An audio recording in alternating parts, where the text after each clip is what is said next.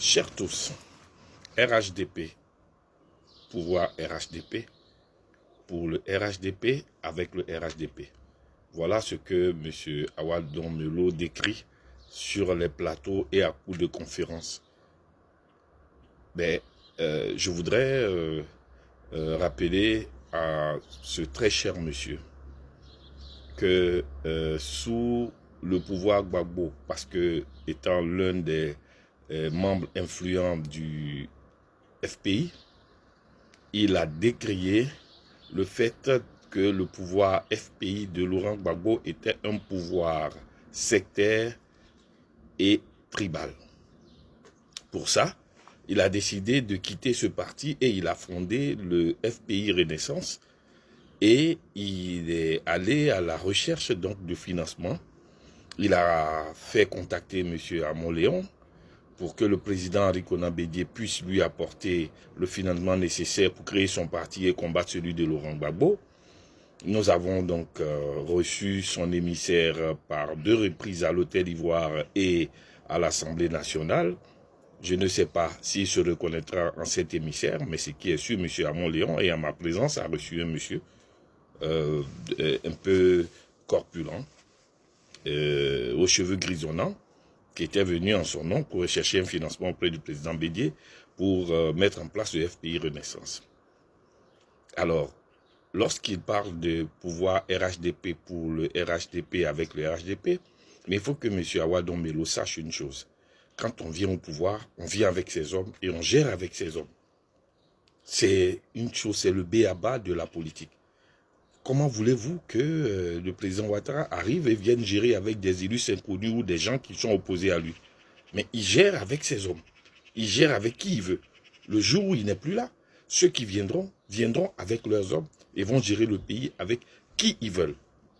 Le plus important, c'est surtout le résultat.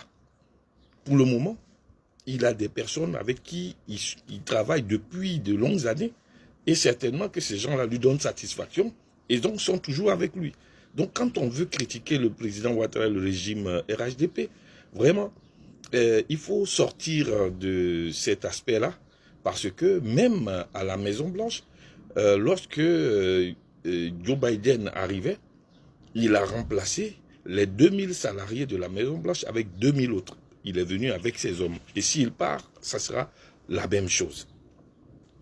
Et il a commencé à parler de la dette. Vraiment, je suis désolé pour M. Awa Don-Melo, mais ce n'est pas l'angle qu'il faut pour attaquer le pouvoir Ouattara.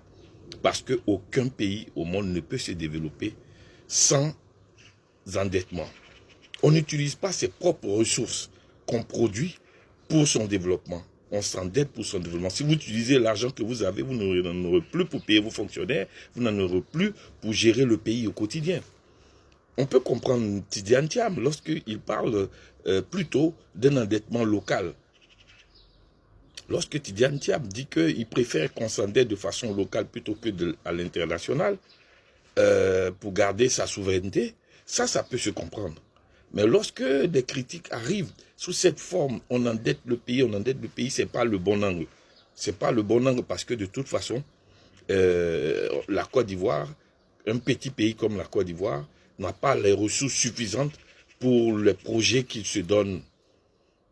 Alors, M. Awa Don-Melo, vous ne pouvez pas donner de leçons au pouvoir RHDP parce que le pouvoir FPI, c'est vous-même qui l'avez critiqué en disant que c'était un pouvoir sectaire et tribal.